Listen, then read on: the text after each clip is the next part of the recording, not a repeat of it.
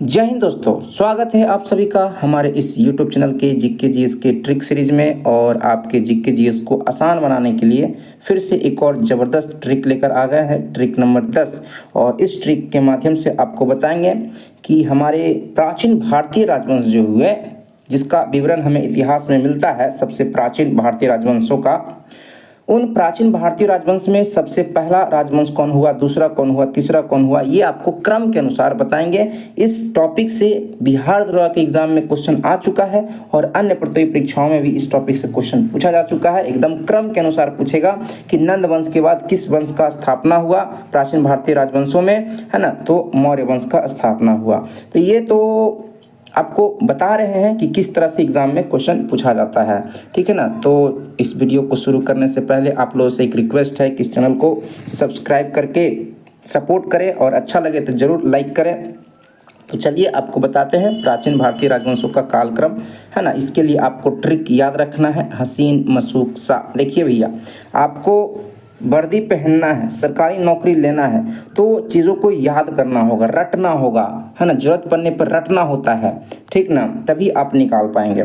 तो बात करते हैं हसीन मशूक सा। आपका ह से हो जाएगा हर्यक वंश, है ना। प्राचीन भारतीय राजवंशों में जो इतिहास में हमें जानकारी मिलता है ना, उसमें सबसे प्राचीन राजवंश जो है हर्यक वंश सबसे पहला है। उसके बाद हर्यक वंश का जब पतन होता है तो उसके बाद शिशुनाग वंश का स्थापना होता है, उत्थान होता है। फिर शिशुनाग वंश के बाद नंद वंश का स्थापना होता है और नंद वंश का पतन होने के बाद मौर्य वंश का स्थापना होता है, म से मौर्य वंश, है ना।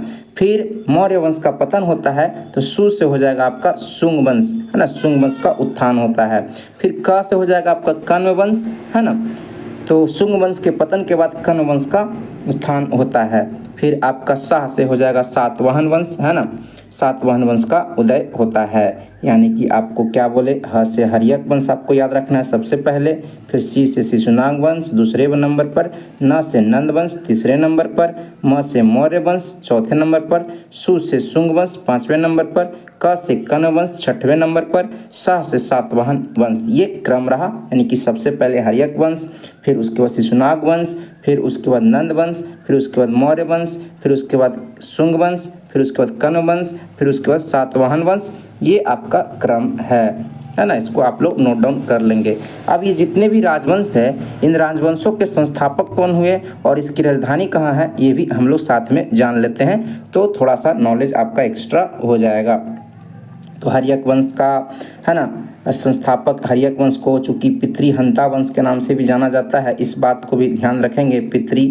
हंता वंश जो है किसे कहा जाता है, तो हर्यक वंश को कहा जाता है, ठीक है ना। ये भी आप ध्यान रखें क्योंकि इसके जो शासक हुए अपने पिता को मारवन के राजा बने थे।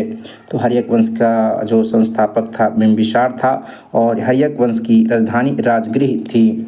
फिर शिशुनाग वंश का संस्थापक शिशुनाग ही था और शिशुनाग वंश की राजधानी वैशाली आपको याद रखना है। नंद वंश का संस्थापक महापद्मानंद था और इसकी राजधानी पाटलिपुत्र हुआ करती थी। और इसी नंद वंश के पतन के बाद जो है मौर्य वंश का उदय हुआ, जिसके संस्थापक चंद्रगुप्त मौर्य थे। और चंद्रगुप्त मौर्य का गुरु का नाम जो था कौटिल्य नाम याद रखेंगे, है ना। कौटिल्य पूछा जा चुका है, जिन्होंने अर्थशास्त्र, है ना, बुक लिखा था। और मौर्य वंश की राजधानी पाटलिपुत्र हुआ करती थी। फिर मौर्य वंश के पतन के बाद शुंग वंश का स्थापना होता है और शुंग वंश के संस्थापक पुष्यमित्र शुंग थे और शुंग वंश की भी राजधानी पाटलिपुत्र ही हुआ करती थी। फिर आपको बता दें, शुंग वंश के पतन के बाद, है ना, कण्व वंश का स्थापना हुआ और कण्व वंश के संस्थापक वासुदेव माने जाते हैं और इसकी भी राजधानी पाटलिपुत्र ही हुआ करती थी। फिर सातवाहन वंश का संस्थापक सिमुक को माना जाता है और सातवाहन वंश की राजधानी प्रतिष्ठान को माना जाता है।